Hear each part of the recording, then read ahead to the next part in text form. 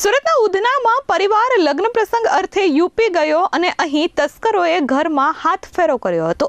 1 લાખથી વધુના દાગીના અને રોકડ રકમની ચોરી કરી તસ્કરો ફરાર થયા હતા। હાલ ઉધના પોલીસે સમગ્ર મામલે તપાસ શરૂ કરી છે। સુરતના ઉધના વિસ્તારમાં આવેલ હરિનગર વિભાગ 3માં બીઆરસી ગેટની નજીક રહેતા એક વેપારીના બંધ મકાનને તસ્કરોએ નિશાન બનાવ્યું હતું। અજય ડેરી ચલાવતા વેપારી શિવમ શ્રીરામ મિશ્રાના ઘરમાં ચોરીની ઘટના બની હતી।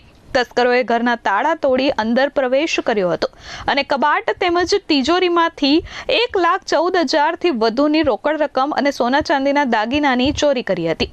ચોરીની આ ઘટના ત્યાં લાગેલા સીસીટીવી કેમેરામાં કેદ થઈ ગઈ હતી। 27 એપ્રિલના રોજ શિવમ શ્રીરામ મિશ્રા પોતાના ભાઈના લગ્ન પ્રસંગમાં હાજરી આપવા માટે વતન ગયા હતા અને ત્યારે જ તસ્કરોએ તેમના ઘરમાં ચોરીની ઘટનાને અંજામ આપ્યો હતો। પરિવાર જ્યારે પરત ફર્યો ત્યારે ઘરમાં ચોરી થઈ હોવાનું સામે આવતા તેમને તાત્કાલિક જ પોલીસ મથકમાં ફરિયાદ નોંધાવી હતી। ઉધના પોલીસે હાલ ગુનો નોંધી સીસીટીવી ફૂટેજના આધારે આરોપીઓને ઝડપી પાડવાના ચક્રો ગતિમાન કર્યા છે।